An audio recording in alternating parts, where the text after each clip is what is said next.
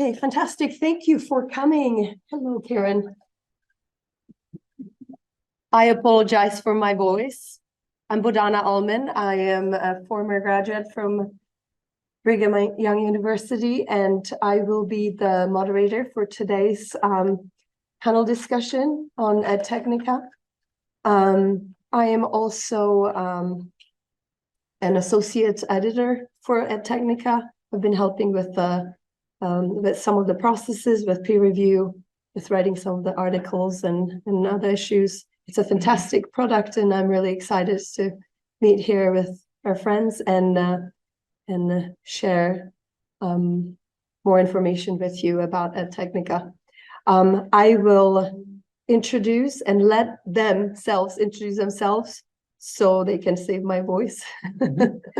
I'll start with Royce. Yeah, and I'll mention too, Bohdana's on the job market right now. So if you know of any jobs, Tap the Jobs, please reach out to her. She's doing great work. So my name is Royce Kimmons. I'm I'm associate professor of instructional psychology and technology at Brigham Young University. And I'm serving currently as the editor-in-chief of EdTechnica. Hello everyone, my name is Aras Bozkurt from Anadolu University, Turkey. I am an associate professor of distance education, and we work with that team. And Warr, I'm from New Mexico State University. I'm an assistant professor, which we're currently calling it educational design, learning and technologies. I get to choose where to put the ands. Jill Stefaniak, I'm an associate professor at the University of Georgia and one of the members of the advisory board for EdTechnica. Super. Thank you so much. Okay. And yes, we have Camille that is virtually with us. Camille, would you like? Hi, Dr. Camille Dickson-Deane. I'm a senior lecturer at University of Technology, Sydney, Australia. That's why I'm overseas. And my experience here is, my research experience here is more design-based methodologies, where I contextualize the online environment and the environments associated with such. Fantastic. We are so happy to have you, even just remotely. Okay, we'll start with Dr. Kimmons. Dr. Kimmons, tell us a little bit more what EdTechnica is as an open and living encyclopedia. Yeah, so this idea came about a year ago. And the idea was, why don't we have in our field a repository of resources that just introduces a lot of the concepts that we deal with on a daily basis in our field as instructional designers, educational technologists. So if I want my students to get a basic understanding of design-based research or phenomenology, like where do I send them? Like, do I send them to the Wikipedia article and read this really lengthy article that really has nothing to do with our field? Do I make them go, purchase access or gain access to a lengthy, maybe seminal work in our field, but that is like 40 pages long, explaining what phenomenology is? Or can I just send them to a place that is like 1,000 words, gives them a brief introduction to what phenomenology is, and helps them understand how it relates to our field as a starting off and jump off point. So that was the idea behind EdTechnica. It continues to be the driving force of EdTechnica. So the idea is 1,000 words. We want to be able to provide overviews of all these different concepts and ideas and methods that we use that can at least provide like an introduction to someone who is first starting in the field or who is outside our field. So it includes everything from, so these aren't necessarily just ed tech topics, but they're topics that are of interest to ed tech folks or things that we use. So like phenomenology or case-based research or design-based research, these are not ed tech specific things, but we kind of have our own flavor of them, and they matter to us for specific reasons. They matter to us in different ways than maybe they might matter to a sociologist. And so this is intended to be just a very short way of introducing that. But on the flip side of it as well, the goal is to give voice to those in the field who may have historically been marginalized, in the sense that seems like so long in our field, the discourse has been dominated by men in North America from elite universities. And so how can we address that so that the resources that we have available to us that actually articulate what these topics are in our field actually represent our field. They represent an international group of authors who are men and women who are practitioners and researchers and teachers and so forth. So how can we build system or an encyclopedia that honors all these voices and brings them together, but also does it in a way that's validating for those voices? So it's not just like, oh, come and contribute to this wiki that we're putting together, but that it's something that can count potentially for tenure promotion and so forth. So all those pieces together form kind of what we're hoping to accomplish with EdTechnica. So it's this place for gaining quick information about these topics, but that it's written by a diverse group of authors, typically collaboratively authored for every article, and they represent diverse perspectives across the entire field. And that it's also peer reviewed and indexed in like Google Scholar and those kinds of things. So that's the vision. Yes, fantastic. Thank you very much. I think, yeah, here's an example of an article. This is kind of how it looks. I think that's it, right? Super. Okay. So EdTechnica is kind of an example of open educational resource, but also of open educational practice. And I would like to ask a question to Jill. How do you see EdTechnica as an OER and OEP fitting into the current educational landscape? Give us a big picture. Sure, absolutely. So when we're looking at OER, one of the nice features, I think, with EdTechnica kind of being this repository to get not just students, but also, you know, researchers and practitioners who might not necessarily have the luxury of belonging to an institution that can do all those subscriptions to all those expensive journals. This provides them with up-to-date content. It's affordable, it's accessible anywhere. And one of the other features that I think that I really like about EdTechnica is be able, there's opportunities with the software too, with EdTech books, to be able to consume that information in a variety of different ways. So there's lots of ways to insert hyperlinks to other papers. There's ways to insert videos. There's survey links to get feedback on how helpful was this submission to you. So that way, Royce is able to compile all those analytics to see, well, what areas need to be improved or updated? Are there any broken links? And it's great because once you fix it once, it's fixed. As opposed to if you find those errors in journals from time to time. So I definitely see, as we're trying to look at OER as being a way to take a more global approach to having these discussions in our field. I think going the route of OERs is really important.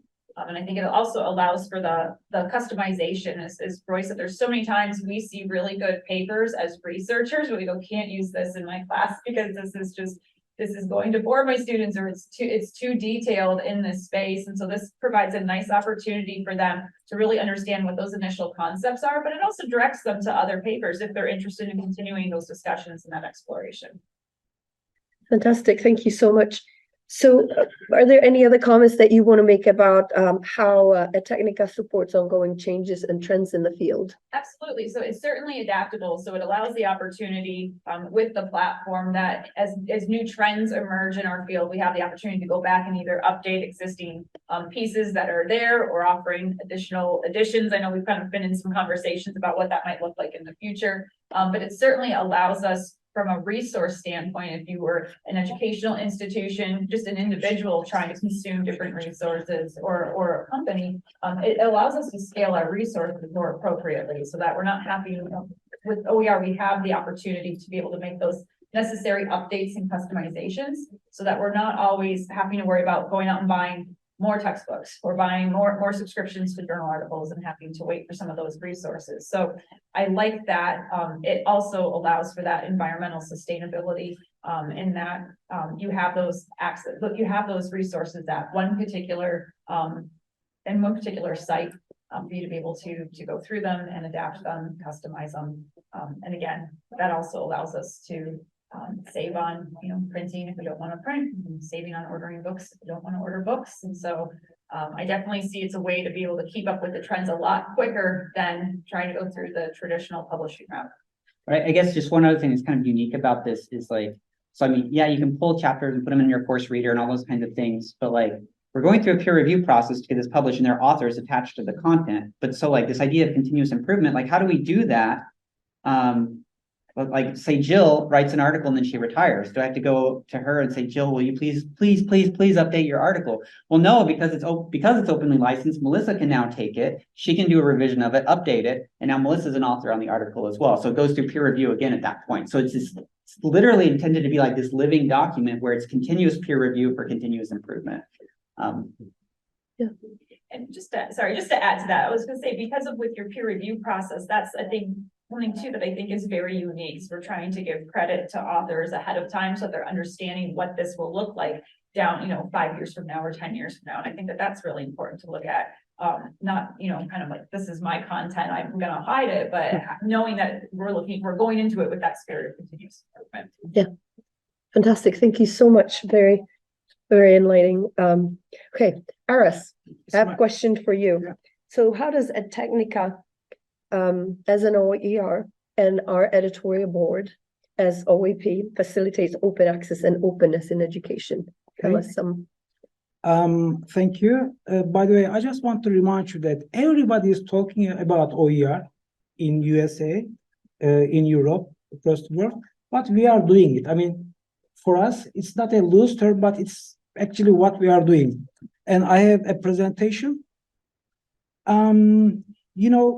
Please just look at the graphics. The publishing industry employs academics. I mean, we put our best to produce the best outputs, but at the end of the day, they don't pay us, but they pay and they make profit for the content we prepare.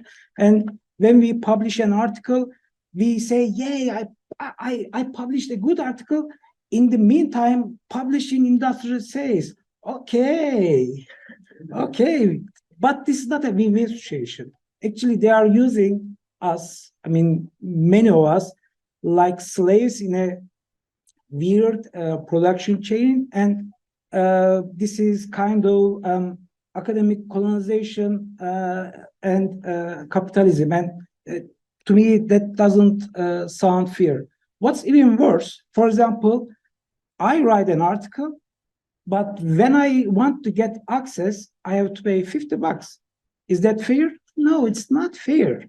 And maybe perhaps for most of you, the $50 can sound not a big amount, but it's a lot actually, especially for those in different countries. For many people, $50 is money for a meal, but for some, it's a salary for a month. So $50 is a relative amount. So that's not fair. And when this is the case in some countries, which this kind of inequality is at its peak, they prefer downloading pirated content. And this sounds a tolerable situation. I mean, they don't worry about downloading pirated documents.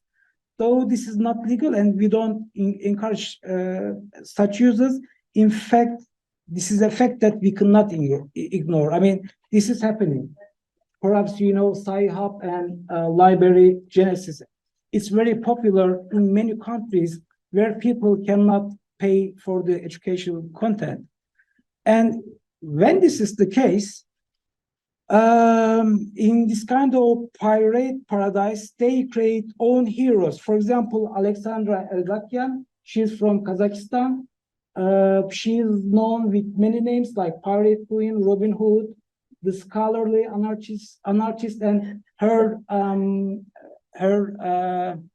platform Sci-Hub is known as Pirate Bay, Shadow Library, Black Market for academics, or Pandora's Box. I mean, there is a case, and she is very popular, especially for PhD students.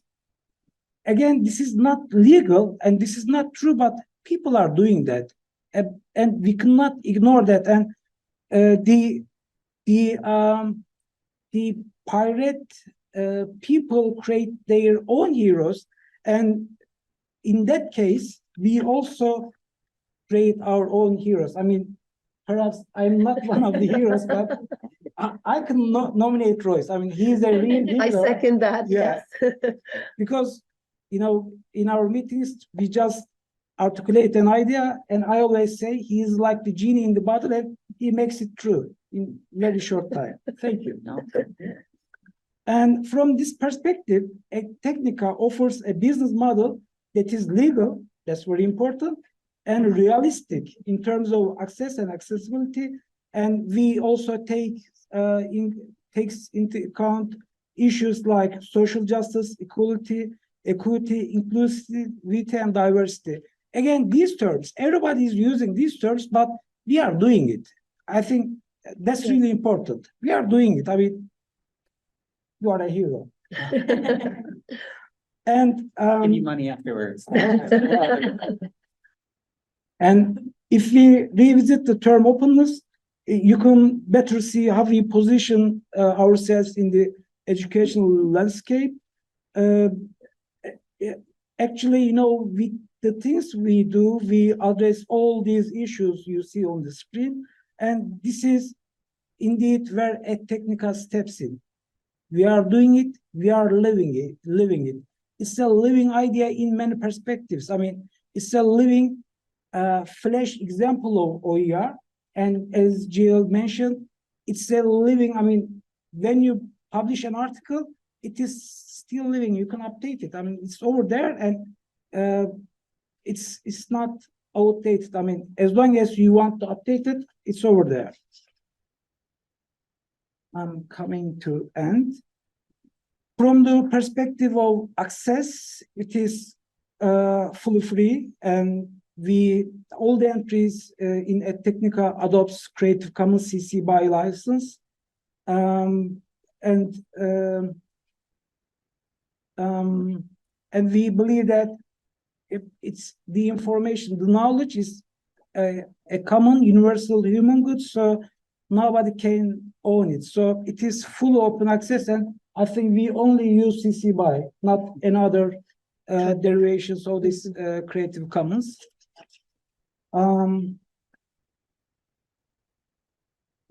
With the open license and OER in its nature, EdTechnica naturally supports 5 Rs of OER in its governing policy. The CC BY license, which is accepted by default, allows anyone to share, remix, or reuse the article provided that they credit the original author. Please also note that, as I mentioned, we only use CC BY, not any other stipulations or variations of Creative Commons. And this approach intends to allow for the greatest possible use of encyclopedia in the field. In terms of accessibility, we provide adaptive designs, mobile and desktop. We provide multiple formats, XML, PDF, audio. We provide, it's also, we will improve that future, but we provide multiple language support. You can write in English, but we can translate into many languages. And we also adopt universal design principles. You can read or listen, and the screen is readable for many special softwares designed for learners with special needs. You can embed multimedia support, and the articles are easy to digest. I mean, anyone can understand it. You don't need to be a faculty or researcher. As a final remark, in a world where guerrilla open access, as in the case of Sci-Hub and Alexandra Albekian, guerrilla open access movement gaining a momentum, and in this shadow war, we provide wide access and accessibility options, and more importantly, we ensure quality assurance, and we try to provide you not an OER, but a good OER. That's really important. And our ultimate aim is to liberate knowledge, to make the scholarly landscape more democratic and transparent. If that is the case, so all the participants can join our cause and support us at their best. You can submit your articles, promote us, and Review do whatever for you us. can. Yeah, review for us. That's really important. you can support us. Thank you. Thank you so much. Yes, I can second the idea that accessibility is really, I mean, it's critical. Not being affiliated with a university currently, it's really hard for me to do research, so I have to really turn just to open access articles or beg my friends because I'm not willing to pay $50 per article. Yeah, it's so, but there should be more openness and accessibility. I wanted to follow up and actually ask Royce about the mobile free design. I think that's really fun, and I'm sure audience would like to hear some of your thoughts on that. Modern web, so like if you go back in the history of the internet, things were originally designed for laptops and desktops, right? And so when mobile started to come around, you started to see a lot of websites that there'd be two versions. There'd be a mobile or there'd be a desktop version and then like an or mobile.amazon.com, right? Because they were finding taking the desktop version and converting it to mobile was really hard. So they created two different websites. Modern web design flips that around. It says we should design for mobile first because it's easier to scale up to a desktop or a laptop than it is to scale down. And this is especially important in areas of the world where mobile is the primary access method for the internet. So like, for instance, we find in the United States, most of our users are using laptops and desktops. Outside the United States, that's flipped. It's like 2/3 that are mobile. Overall, for all traffic on EdTech books, it's about 1/3 of our users on mobile devices. So we designed the platform to be mobile first, meaning that when you go there, it's a mobile interface, it's a mobile experience, but then if you have a larger screen, it scales up to that as well. And so it feels like a natural experience like that. But very few, if any, publishing platforms out there do this, but it's a modern web design practice and it's an important web design practice for accessibility. Super, thank you so much. Okay, we'll move to flexibility, and I would like to ask Melissa, tell us a little bit more about how EdTechnica represents flexibility as an OER and OBE. Yeah, and I mean, I'd like to especially focus on the open educational practice, because we haven't talked about that quite as much. Right. You know, we have flexibility in the platform, like Jill was saying, where we can update it however, and it becomes a resource there. Another interesting thing that I found just actually really interesting, I don't know another word for it, being on the board, is the intentionality in trying to make this available to different people on both ends, both the viewers, but also for creating this. So a lot of time we end up with like these US-centric or English-centric things, and authors from other countries, other educational levels, etc., don't really have access to participating in developing. So they are only consumers, because it's all in English, and and so we've taken some actions early on. For example, we took some of the early articles, we offered them to certain people first, like we reached out and found people internationally, and people who are less represented in our literature, and we actually tried to get them to write articles first before we opened it up to everyone else, because we're trying to be very intentional about not making this just the same group of people that it always is. I think we're working on being able to write in a different language and then translate back to English for people who want it in English. It's the feature is there. Now we haven't like announced it's not written in the call for proposals, but I think we can, like the challenge there is with reviewing. But we're excited to try to tackle that. But I think our goal is that like most of the time, even in journals that have multiple translations, there is one source language. But we're moving to a point now with the development of technology. I don't think we need to have a source language. Like any language can be the source language. So if you submit your article in Korean, rather than you as a Korean researcher writing in English and then us going through peer review and publishing it, and then you can translate it back to Korean, why don't you submit it in Korean? We translate it for us so we can understand it, and then go through peer review, and then you go and use your original Korean version, right? And so like, rather than just using AI to interpret for non-English languages, let's use it to interpret for English languages for those of us who don't speak Korean, for instance. So right, yeah. And I mean, if you think about our discourse in this field, it's English, right? English is our language, and I think sometimes you might even be missing ideas in other places in the world or other perspectives on things, because we can't read all the other work that other people are doing, and it's very hard to include them in our community because of the language barrier. So I think this way of working across languages and moving beyond like a default English has some interesting possibilities for what it might bring kind of in our academic discourse community as well. Another part of it is that our review process, I think we're pretty nice. We try to be nice. Well, the word that we use We'll is be supportive. nurturing. There's not Nurturing. reviewer number 2. No, we don't have any reviewer twos. We should just get that number on her. Yeah. Oh, that would be fun. We get an article, we really want to help the author, if it's not quite ready, really provide them a lot of supports to get it ready. So maybe they don't have the publication experience as the people who normally publish in the field, but we want to help them get there. And so I put that nurturing. Important, I think. So that kind of segues into flexibility for students as well, because they can become mentorees or mentees as co-authors on the journal. Do you want to tell us a little bit more about the flexibility for students? And Yeah, I mean, I think we talked about it a little bit, but being able to have access to these resources very easily. I mean, I'll use it, I'll have right now the doctoral course, they're doing research methods. They're not in our field necessarily, but it's so nice to just send them to a brief article on that, that they can access and such and see that way. There's also, I don't know if we talked about the text to voice. They can listen to it as well. Which I think we have on most of them, and we On all have of text to them. voice in different languages as well. So Right. I'm in a major Hispanic sort of university. I think 70% of our students identify as Hispanic. And language becomes a pretty big barrier. And so I love that I can send them somewhere where even if it's not there yet, I can say, eventually you're gonna be able to listen to this in Spanish. Well, and as soon as you need it in Spanish, just tell me and I Okay. can, yeah. Well, now. Because we imagine- can do it in like 80 different languages. And so I just don't go through and do it for every 80 languages just Okay. because. But so I need to build a form into the system where you just request a particular language, but like it only takes like 2 minutes for us to do it and then. 2 it's up. minutes, Yeah. maybe shorter.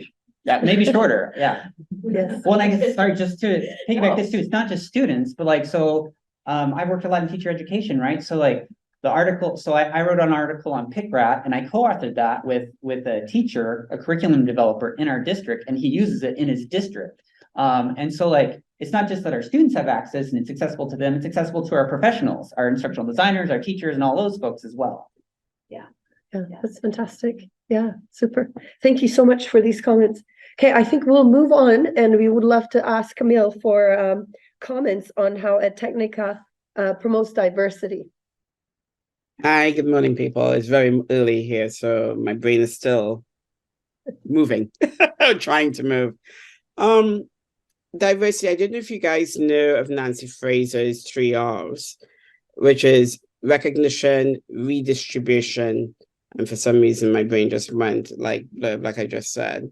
But the 3rd R is, I'll just 2 a.m. Redistribution is the 3rd one.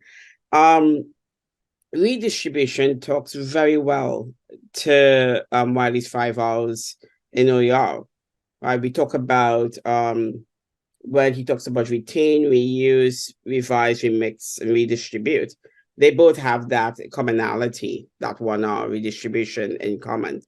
But what Nancy talks about in her work is recognition and representation. Those 2 things we do very highly in EdTechnica. Melissa has talked about it, Jill has talked about it, Royce embodies it in some way by the magic he does with as the editor-in-chief. And Aras has also talked about it, whereby recognition is key. And that is by the practices we've done as well as what we have produced.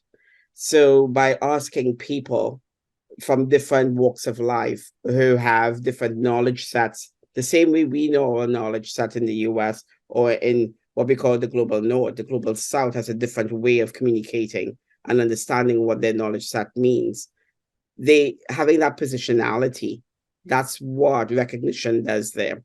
And then representation is also very important from that perspective, because you just need that level of support and that foundation to grow this kind of effort as an educational practice.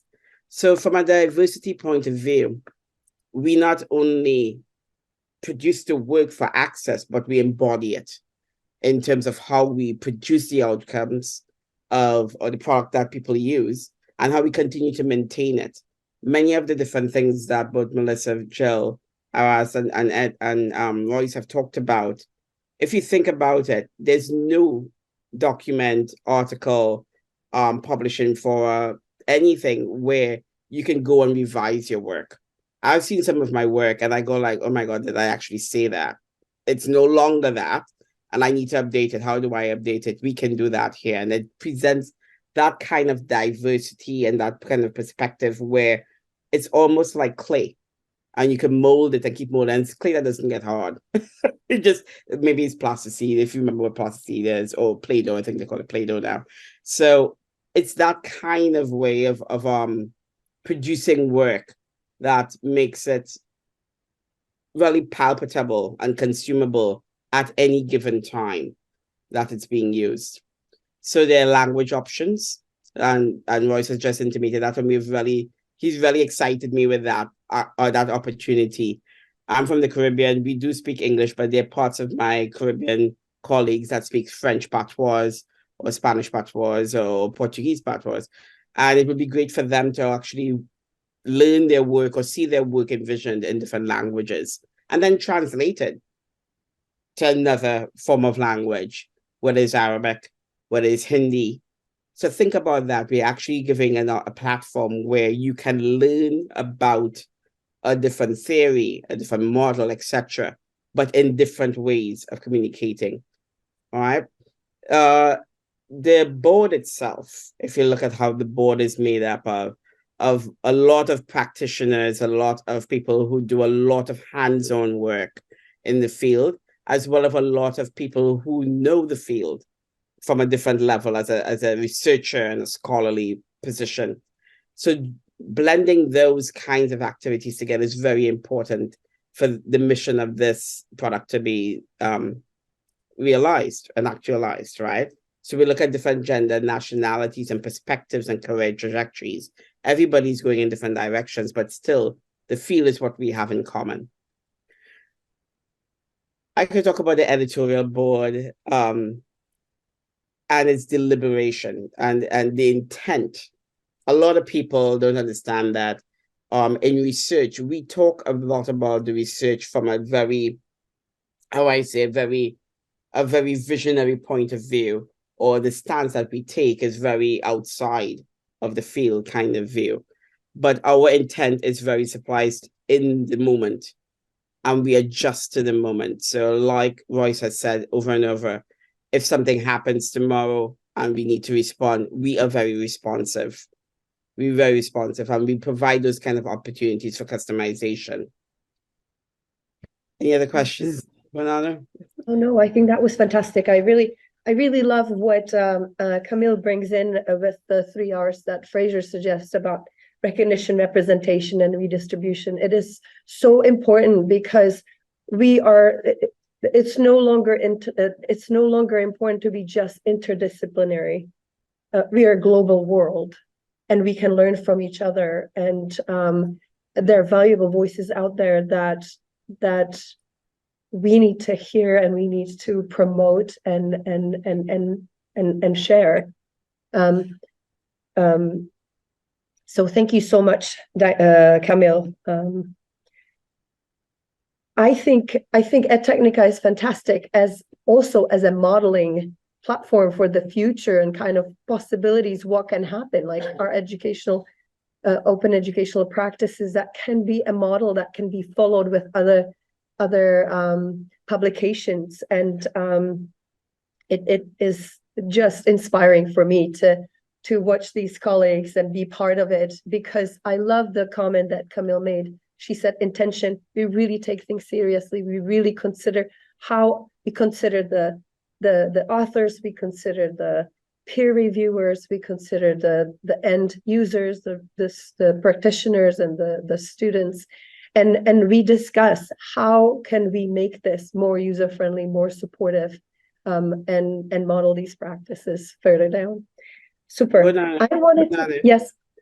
We have some questions in the chat, which I think you should highlight. They're being answered. I've answered most of them, and if I don't know if we need to put some more. But Aslam has asked, and Royce, I don't know if we can move to the site, if you have the site live and you can show where this occurs. I'm not using my glasses and it's early in the morning. ahead. When We'll- someone uses an article It's very and they little to add read. more and revise it, is your name added to the article? And I responded, yes, it is. Yes, it is. So, yeah. But you're going to talk to that Yeah. a little more, Royce. Yeah, Yeah. sure. So we have extensive documentation on this in the About the Encyclopedia section. Again, this is all new, and these are not things that I've experienced in other editorial boards before either. So like, we're trying to figure out what this looks like. But the idea is that, so if I go into the TPAC article that Melissa and Punya Mishra wrote, and I find a typo, if I update that, I shouldn't get author credit for that, right? But I should provide that. So like, there's difference between micro edits and macro edits, right? So like, that's very different than like micro-credentialing. In 10 years, micro-credentialing might look quite different than it does right now, right? So that might require a substantial update. So the model that we have envisioned up to this point is that micro edits, yeah, we just make those, but you're just doing that out of the goodness of your heart, and thank you for that. We might list you as you know, if there are a lot of micro edits you assist us with addressing. Hopefully there aren't a lot of grammatical or typo errors that we need help with. But then, yeah, we might acknowledge you somewhere, but you won't be listed as an author. If you're doing a major revision, then it'd go through peer review again, and then you would be added as an author. Yeah, super. Thank you, Camille, for bringing that up, and for Royce for answering that question. I think we have a couple more minutes before we open for questions and answers. Royce, this would be toward you. What are your next steps for EdTechnica? Yeah, so I think, again, so much of this is, you know, feeling our way forward and figuring out, you know, what kind of really rethinking, you know, what is possible. So like some of the more exciting things have already been mentioned, I think. So the aspect of language and how, whether this can be, we can introduce editorial processes that remove traditional language barriers to both publishing and accessing information. I think that's a really important and interesting place to go. And we rely on AI heavily to help us do that. The same with text to speech. So like how we can allow for increased accessibility of our resources. I mean, some like larger issues with AI that I think are exciting would be, I mean, these are already really short articles to begin with, but can we use AI? And this is a larger EdTech books thing, but like, can we use AI to help us create summaries and learning checks and those kinds of things in an automated way? So that's less pertinent to EdTechnica, but there might be some application there. So we try to provide a lot of analytics to our users so you can see the impact of the work that you're doing. And things are indexed like on Google Scholar, for instance, but I think pursuing additional indexing opportunities would be valuable. So can we get these indexed on Scopus, for instance? I think that would be really powerful moving forward. Yeah, but I think the main thing is like, these are new kind of visions and editorial processes that we don't know all the answers to yet. But hopefully, as we move forward in these things, we can start to answer some of these questions that we can potentially model for other settings as well. Super. So Royce, with indexing, and this I want to open it to everyone. With indexing, you kind of touched on the idea of legitimacy and maybe tenure process, and how this publishing OER fits with the current tenure process and some of the changes that may need to happen. Anybody would like to comment on that? I can start. I can tell you that we're still struggling with that in some parts of the world, whereby we do believe that people, and a lot of universities in the global south or in other parts of the world other than the US, the UK, the main contributors to Knowledge Canada and even Australia, where I am, they believe in OERs. They believe in OER practices. But if you look at the fine details of what the tenure process requires, they're still struggling a little bit about how to give recognition. So there is still that belief that OER sometimes is a dirty word, that you do it out of the goodness of your heart, but you don't get the payment for it when you look at the tenure process. So some universities are struggling with that. Some universities are embracing it full-heartedly and moving forward. And this is what we're hoping that EdTechnica provides a strong support for how both of those two opposing views can be melded into one view of going forward.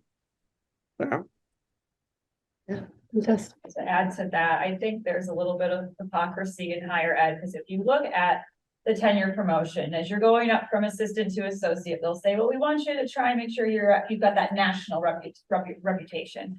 And then from associate to full, they want you to have that international representation or that reputation. And it's interesting because when OERs aren't as valued as much as some of these long-standing tier 1 journals, I won't use any names because we're all familiar with what they probably are in our field.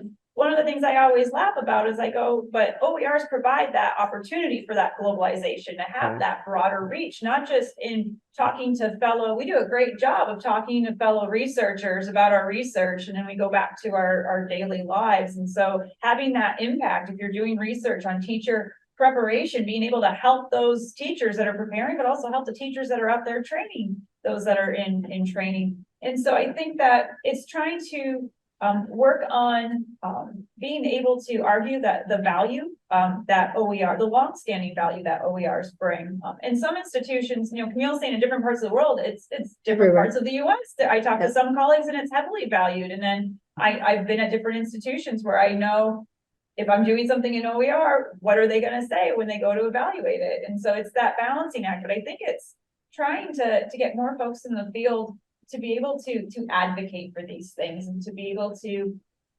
advocate for the work that you're doing when you're going up and you're submitting materials or you're going through annual evaluations, to be able to not just say, oh, I published something on an OER platform, but be able to explain why is this so significant to the field and to our global community overall. But there's a lot of tension with that at different institutions. But I think there are a variety of indicators of legitimacy that people look to.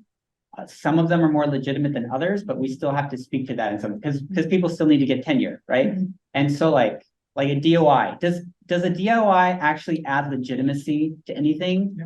You can get preprint DOIs. Right, yeah. So like you can pay for a DOI, it's easy. But like when you see a DOI, does it feel more legitimate? Yeah. And so we provide DOIs. So it's not like, same with peer review. Now, peer review, I think, hopefully adds more legitimacy than a DOI would. But like, we both have to go through the process of doing what's right, but also do it in a way that allows for people to maybe speak to some of these irrational legitimacy kind of expectations that we have. And that's not a negative statement. DOIs are useful, right? But like, it's just that we need to do that because it adds legitimacy, whether or not it should add legitimacy. right. Super. Do you want to add anything, Aras or In Melissa? the chat, or someone who's raising their hands. All right. We will open And we to, can open to everybody. I think we'll open it up to everybody. It's really difficult to read. Özlem raising her hand. it's All right. Aslam. Aslam, just ask it. Go ahead, Aslam. Yes, go ahead. Go ahead. Hey everybody, so I'm Özlem Karakaya. I'm a PhD student at Iowa State University. So first of all, I would like to thank you all of the contributors to create such an amazing platform, because I'm also interested in open educational resources. So seeing such a great journal, which is open access and allows everybody to contribute, is such an amazing platform. So thank you so much, first of all. So I don't have a question, but I have, as a PhD student, I shouldn't be maybe having a feedback, but I would like to state something maybe that may help you to further improve, or it's maybe on my side that, for example, I wanted to check what is the publication process, submission process of the journal, and then I kind of search a little bit. I couldn't easily find where submitting process is located. So, and I asked in the chat, and Dr. Camille Dickson, she helped me to find it. She shared the link. So when I click, for example, the platform on the left-hand corner where it says EdTechnica, first of all, I start to see some articles. And then when I move a little bit down there, it has the titles of author working sheet, about the encyclopedia and so forth. So maybe this is If we something can make that, it more user-friendly, yeah, so this is what I wanted to. that's fine. Thank you for the That's feedback. That's Yeah, yeah. great. amazing. That's Well, and I'll amazing. just say, that was actually a design feature in the beginning. We didn't want it to be too visible how to submit because we were inviting specific people to submit. We didn't want, again, the usual suspects to submit everything, right? Yeah. And so we were kind of hiding it a little bit so that we would like be specifically inviting people. Now we need to turn around and make it more visible and simple. Yeah, for user friendly. I mean, it's not something that I'm trying to say as a negative thing. Oh, I'm thank you. No. Thank you for the student feedback. in human computer interaction, where I do a lot of like user experience research and so forth. So I'm happy to work on that and then work with you. So I just wanted you. to. Yes, free to and reach please out. email Thank us with Yes. suggestions. That's great. Okay, we have a few questions from the audience here. So we have one right here. So on the Creative Commons side of things, Yeah. many open source and OER projects heavily lean into using the non-commercial flag. Yeah. Specifically because of the dangers of predation by content farms and some of the corporate entities that love the embrace, extend, extinguish model. Yeah. Can you speak to the thought process that led to just going strictly CC BY? So I'll tell you my stance on it, and I think this is a conversation that we have not talked too much about as a board. So what you see now is kind of my knee-jerk reaction, and so I'll tell you mine, and other people may have their responses. And this is again something that can be evolved because there's an overall license for the encyclopedia, but each article can be licensed a different way. So if someone submits an article and they feel very strongly there should be CC BY and C, then they can certainly do that. My response is I've just been in many situations as an instructional designer in different settings where adding additional restrictions to the CC BY license limits what I can do with things. And so in terms of like, can we make this as useful to as many people as possible? Seems like the CC BY is the best way of doing that in my mind. I mean, there have been some historical questions of can a for-profit university use a CC BY NC licensed content? And I think the answer to that now is yes, that pretty much everyone agrees on. But it just introduces new questions and difficulties that designers and others have to grapple with when they're deciding how to use it. I also, again, like maybe this shows my naivety or just my lack of success maybe in OERs, but I haven't had the problem of any of the stuff that I've created being farmed and it being extinguished because it's being used elsewhere, right? And so I guess my own personal reaction is like, I don't know, you may not agree with this, but my personal reaction is if someone wants to take again, I'm speaking for me personally, not necessarily for other people's stuff on the platform. If someone wants to take something that I created and make money off of it, I don't care. That's not why I created it. I didn't create it to make money. And so like, I still get out of it what I was expecting to get out of it. They're not preventing me from benefiting in the way that I anticipated. So if they can take it and make something better out of it and profit from it, more power to them. I don't care. But again, I know there are a lot of people that would not agree with that statement or not like that statement, but it is the NC license is very common. But that's but maybe after this question, maybe some of the other board members might want to challenge me on that, and I'm happy to have that conversation. I But was really interested in your thought process because I've integrated teaching Creative Commons and having my students think about these questions, so. I mean, for me, it's the same as a share alike requirement. Like the share alike has noble intent. Like the goal is like, oh, if I'm going to contribute, then I want to ensure that other people are contributing to this open society as well. But like, again, I've seen just lots of situations as designer or working with designers where they're working for organizations where maybe they